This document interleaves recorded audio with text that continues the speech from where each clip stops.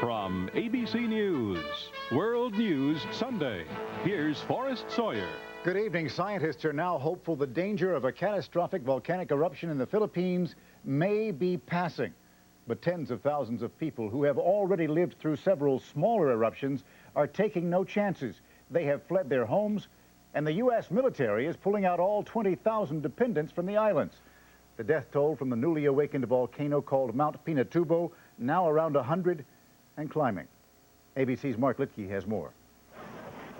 For hours on end it came down, a blizzard of volcanic ash and debris, whipped furiously by the wind and rain of a powerful tropical storm. Nearly 100,000 terrified Filipinos fled their towns and villages.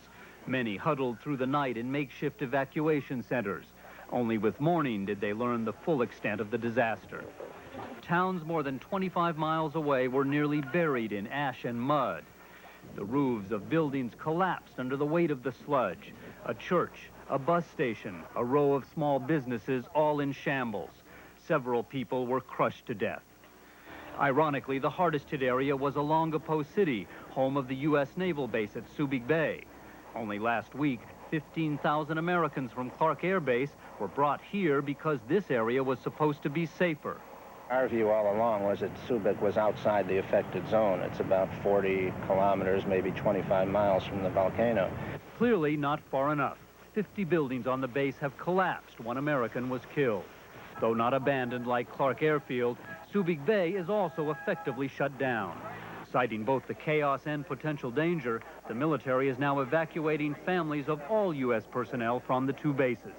The first 900 left today on 3 warships for the central Philippines town of Cebu, where they'll be flown to the U.S. In fact, it's the only way out, since Manila's international airport was closed down when volcanic ash hit the Philippine capital, 55 miles away. There was some encouraging news today. Local scientists say the volcano has calmed down, that the worst may be over. Little consolation for those who have already suffered Mount Pinatubo's wrath. Mark Litke, ABC News, Manila. Volcanic eruptions can be extraordinarily powerful, sometimes more devastating than a nuclear explosion. And as Steve Shepard reports, sometimes the blasts can be felt thousands of miles away. While Mount Pinatubo presents an obvious danger to anyone nearby, some scientists say it also may threaten lives halfway around the world. That's because very large volcanoes change the world's weather. There may be an increased drought in some areas. There may be increased rainfall in other areas. There may be cold spells, unusual cold spells. When a large volcano erupts, a huge quantity of sulfuric gas is injected into the upper atmosphere. There, it spreads across the planet, reflects sunlight, and causes climatic cooling. That cooling can be particularly devastating for agriculture, drying out the Corn Belt, flooding California, and bringing crop devastation to parts of the world dependent on monsoons. Climatic changes caused by volcanoes can persist for a long time. Over the long term, we could be looking at much more severe winters in the years to come. What counts is a volcano's size and location. Mount St. Helens was too far north and too small to significantly alter the Earth's weather. But Mexico's El Chinchon volcano in 1982 caused climatic disruptions around the world. Mount Pinatubo is near the equator, which increases its effect on the climate. But whether Pinatubo is big enough to bring about climatic change won't be known until its present eruptions run their course. And that could take weeks or even months. Steve Shepard, ABC News, Washington. And here in Washington, White House Chief of Staff John Sununu's travels are back in the headlines. Last month, he was chastised by President Bush for using military aircraft on personal trips. Now the attention is on the ground, and Sununu's use of a White House limousine. Ann Compton has that story. John Sununu said today his job as Chief of Staff is a 24-hour-a-day, 7-day-a-week job for which the White House provides an official chauffeured car for all kinds of travel. I have to be able to communicate, to work on sensitive papers, to coordinate the White House activities even while I'm traveling.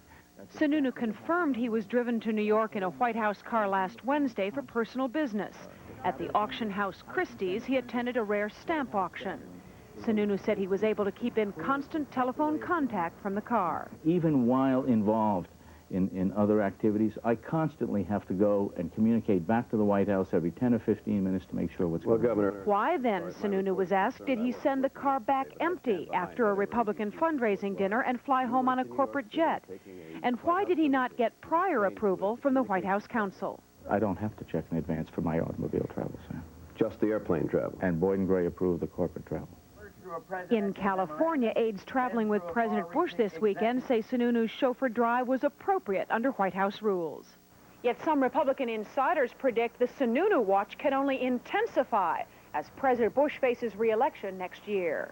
Ann Compton, ABC News, Los Angeles. And ahead, demonstrations disrupt the opening of an international AIDS conference. One man's effort to turn South Africa's most notorious prison into a vacation paradise. And later in the broadcast, a history-making Olympian and his rising star. We'll get on a circle. World News Sunday, brought to you by Ford and your Ford dealer.